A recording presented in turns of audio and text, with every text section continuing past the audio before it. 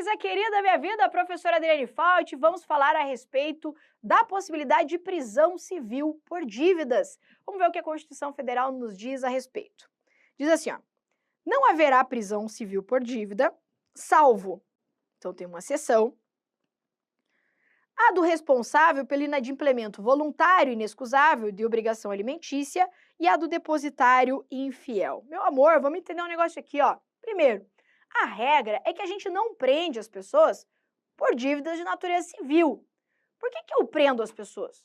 Por crimes. Então eu olho porque aquela pessoa fez, crio um desvalor social muito grande, falo, meu Deus, isso é um absurdo, o que essa pessoa fez é um crime. Então essa pessoa criminosa não pode viver em sociedade. Então eu vou lá e falo assim, não, você tem que ser preso, você tem que ser punido, isso é crime, né? Isso é algo que a sociedade desvaloriza, que a sociedade não aceita. Então por isso que em regra nós prendemos as pessoas por crimes. Mas a Constituição Federal trouxe no seu texto duas hipóteses de prisão civil, ou seja, situações em que eu posso prender alguém por uma dívida. Nossa, professor, é esquisito mesmo, né? Prender as pessoas por dívida de natureza civil. Claro que é. Você já imaginou lá, tá devendo uns boletos na Casa Bahia. Qual a punição? Cadeia. Meu Deus, né? Não ia ter condições nesse país aí de ter estabelecimento penal para todo mundo, né? Para cumprir aqui essas penas. Por isso que a regra é não se prende por dívida. Pode ver que a Constituição começa ali, ó, não haverá prisão civil por dívida. E daí ela traz duas exceções. A do devedor voluntário e inexcusável de alimentos, que todo mundo sabe que deveu alimentos, tem a possibilidade aí de ser preso, e a do depositário infiel. Então vamos lá. Então eu tenho a possibilidade de prisão no texto da Constituição do devedor de alimentos. Veja que não é qualquer devedor de alimentos, né? É aquele devedor voluntário e inexcusável. Aqui, vou destacar uma coisa importante. A ideia de se prender por dívida civil, no caso de alimentos, não é uma punição. Veja que o cara, eu estou devendo alimentos, então tá aqui uma pena para você, vai preso. A ideia de se prender o devedor de alimentos não é de se dar a ele uma pena de prisão. Ah, sua pena será privativa de liberdade, de 5, 10 anos. Não é essa a ideia da prisão civil por dívida. A ideia dessa prisão é fazer uma coação, é coagir mesmo a pessoa a pagar. Então a pessoa vai pagar alimentos com medo de ser presa. É para isso que serve a prisão civil por dívida. Então ela é uma forma de coerção, de impor que a pessoa pague, fazer com que ela pague, e não uma punição em si. Vou colocar aqui, ó, e não uma punição em si. Ok? E eu tenho ainda a do depositário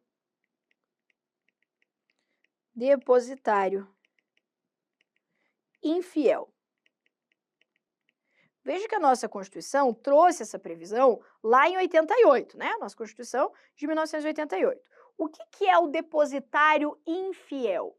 O depositário infiel é uma figura, nossa, foi um lobby gigante dos bancos aqui na época, porque o depositário infiel é aquela pessoa que fica na posse de um determinado bem e ela não pode se desfazer desse bem, sob pena, né, destruir, deteriorar esse bem, sob pena de ser um depositário infiel. Vou te dar um exemplo de um caso, inclusive, que eu atuei na época em que se permitia a prisão do depositário infiel. Vou te contar a história. Imagine que o banco entra com uma ação, né, uma execução lá, uma cobrança contra você, né? Tua uma microempresa lá, tua empresinha que você tem lá e você está devendo um dinheiro para o banco. Então o banco vem e entra com uma ação lá contra você, ok? Tá. Aí o banco vai, te cobra, te executa o valor que você está devendo para eles e fala assim, ó, não tenho dinheiro para pagar. O banco vai atrás de dinheiro na conta, né? E daí não tem dinheiro nada na conta, ele vai atrás do quê? De bens. E, na verdade, às vezes a única coisa que você tem aqui para pagar a tua dívida, os bens que você possui, muitas vezes são bens que você utiliza para poder se manter. Vamos imaginar aqui que você tenha, né, na sua posse, na sua empresinha lá, sei lá, algumas máquinas de costura, ok? Imagine essa situação. Você tem umas maquininhas de costura. Aí o que acontece? O banco vai atrás de bens para poder quitar aqui o valor que você está devendo para ele. É assim que as coisas funcionam. Aí o banco chega lá e vê, o que ele tem? Ah, tem uma máquina de costura, tem um negocinho ali para colar uns botão e tal.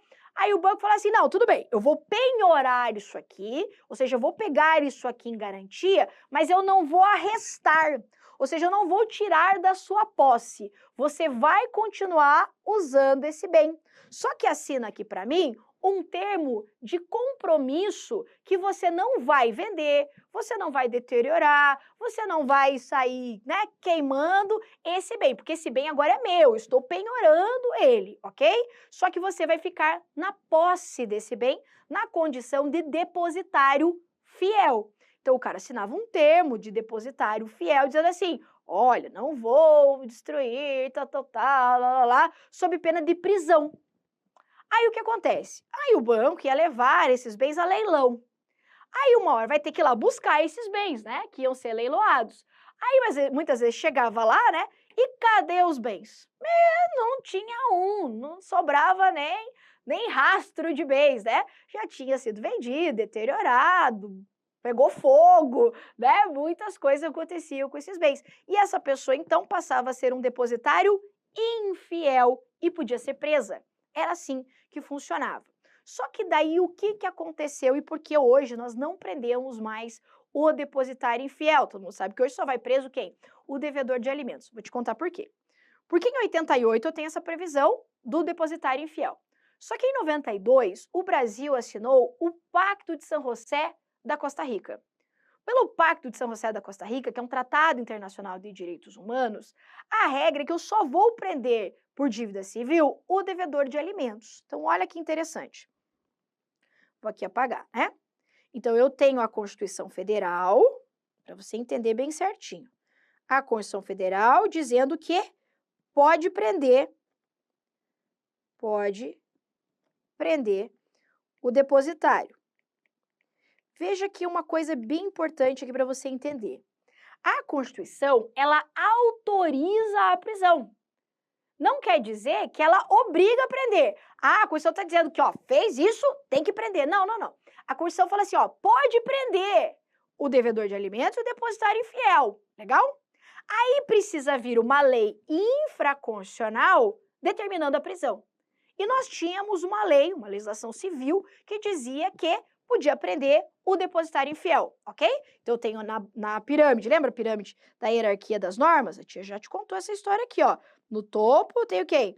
A Constituição Federal. E aqui, então, eu tenho as leis, por exemplo, e aqui eu tenho lá os decretos, os regulamentos. Então, a Constituição falava assim, pode prender o depositário.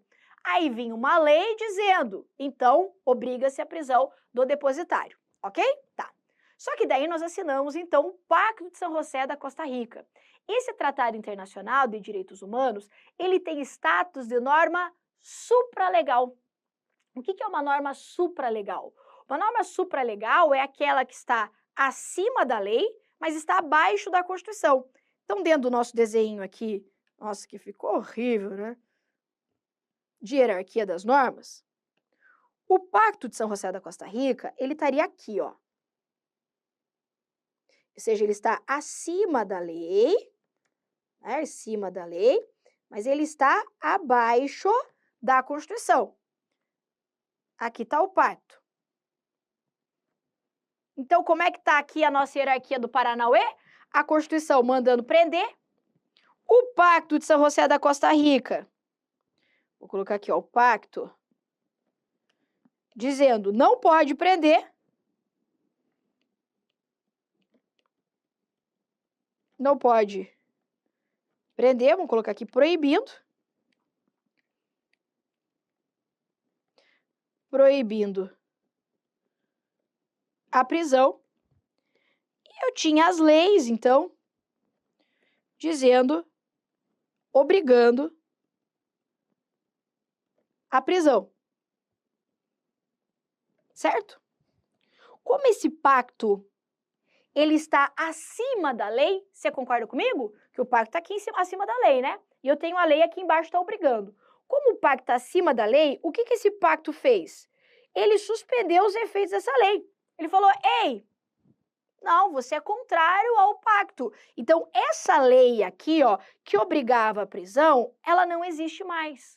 Ela foi revogada, então, pelo pacto internacional. Você está entendendo? E daí o que acontece? Se gerou uma dúvida. Ah, a lei obrigava a prender. Agora o pacto vem e diz, não pode prender. Mas a Constituição autoriza a prisão. E daí? Mas veja que eu disse para você que a Constituição não manda prender. Ela só diz, ó, se quiserem, a lei vai vir e vai dizer que vai prender. Como isso gerou uma certa insegurança jurídica, ah, será que pode prender o depositário? Ah, não pode prender o depositário? Ah, como é que faz isso aqui? O STF editou uma súmula vinculante, que é a súmula vinculante 25. E ele disse o quê? Ele disse assim, ó, é ilícita a prisão civil de depositário infiel, qualquer que seja a modalidade de depósito. Veja que o STF não falou assim, ó, é inconstitucional a prisão civil do depositário infiel. Por quê? Porque ele não pode dizer que é inconstitucional uma coisa que nasceu na Constituição.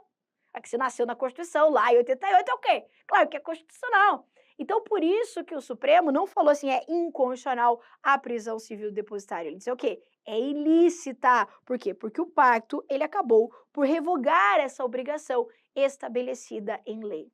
Logo, hoje, nós prendemos por dívida apenas quem? O devedor voluntário e inexcusável de alimentos, ok? É isso aqui que você precisa saber a respeito desse tema. Direitos dos sentenciados. Vamos lá. A pena será cumprida em estabelecimentos distintos, de acordo com a natureza do delito, a idade e o sexo do apenado. Então, a ideia, né, e aqui eu posso dizer, inclusive, que é um complemento do princípio da individualização da pena, eu dizer onde a pessoa vai cumprir essa pena. Então, se o cara comete crimes mais graves, ele vai ficar num local específico. Se o cara comete crimes não tão graves, eu devo separar ele num sistema prisional diferente. Eu tenho que separar o quê? Eu tenho que separar homens, eu tenho que separar mulheres, eu tenho que separar de acordo com a idade, né? Não colocar os novinhos de uninho lá com os muito mais velhos, né? Para não aprender, né, o caminho aí do crime. Então, a ideia da Constituição é de se estabelecer, então, 3 requisitos para o cumprimento da pena. Então, como que eu faço para dizer ele vai cumprir em tal lugar ou ele vai cumprir em tal lugar? Eu devo analisar o quê? A natureza do delito, a idade da pessoa e o sexo do apenado. Por isso eu posso colocar aqui, ó, que isso aqui, ó, ele vai complementar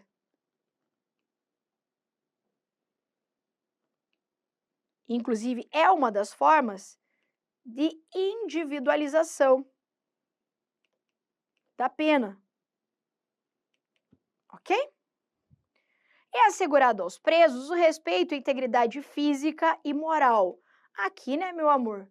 Preso ou não preso, bandido ou não bandido, nós estamos falando de seres humanos, né?